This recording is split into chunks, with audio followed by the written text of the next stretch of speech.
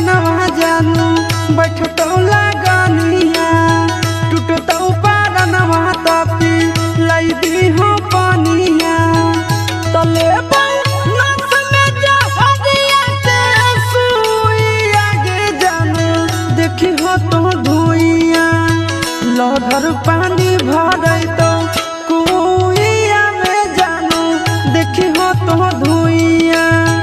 लहर पानी भरई तो कुइया में जानू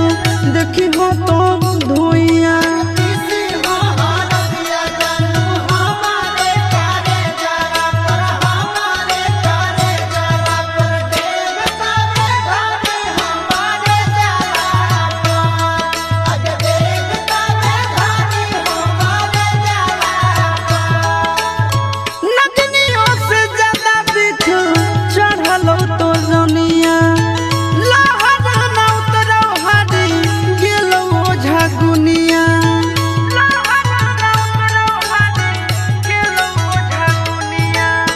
नगनियों से ज्यादा दिख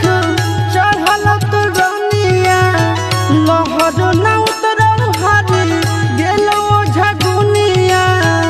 कि मरल धरल रहबौ हम भुइया में जानू देखी हो तो धुइया